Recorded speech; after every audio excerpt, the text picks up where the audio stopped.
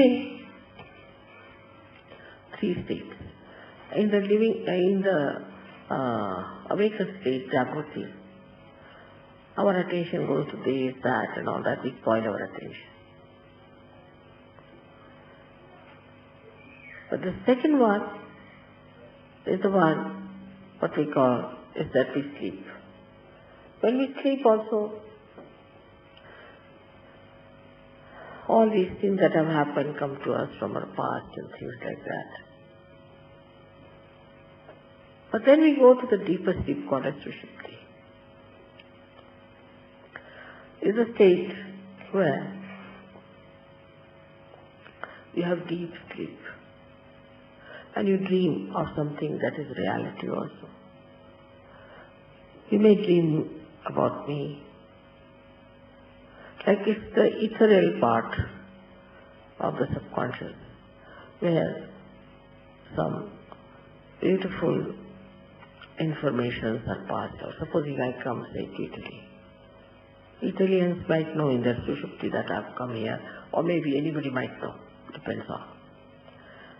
But the fourth state is called as Turiya. There are two more states. You are in the Turiya state, it's the fourth. Turiya means fourth. Fourth state is where that you are in a thoughtless awareness state. When there is no thought, just think of it. When there is no thought, you have to be innocent. When there is no thought, you have to have vibrations.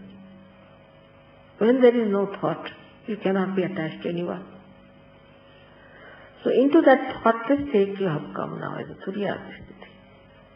And in this state, when you are,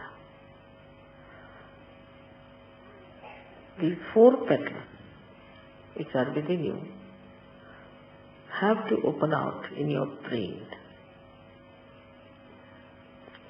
They come from your heart to your brain. And that is when you absolutely understand what is God.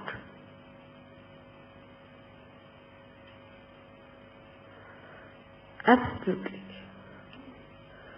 know what is God is. That is the time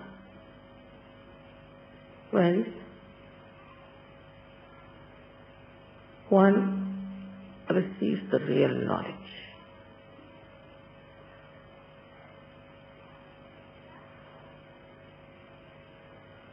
But unless and until these four petals open, one may fall back.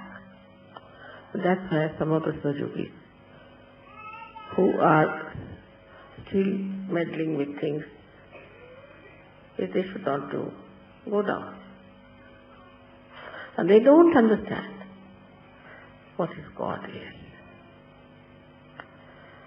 But it's not the understanding, you understand this one little point, that it comes from your heart into your brain, not from your brain to your heart. It comes as if the ambrosia of your bhakti covers your brain. Absolutely. Say for example, Shankaracharya wrote a beautiful treatise called as Viveka Chudamani, where he describes what is God, this, that, and Viveka means the conscience and consciousness and all that he describes, quite a lot. So there was one horrible fellow called Sarma who started arguing with him when he got fed up. Shankaracharya. He said, no use talking to them. So he just wrote Saundarya Lahari. Saundarya Lahari is nothing but all the mantras praising the mother. He said, I know mother, now let me praise her. Nothing doing. What's this of talking to these people? Stupid things, how will they understand? He realized that these people haven't got that capacity, that sensitivity to understand what I know. That's the real knowledge, is to know what is God. And if that is God, then how can you suspect anything? How can you try to analyze anything? It's God.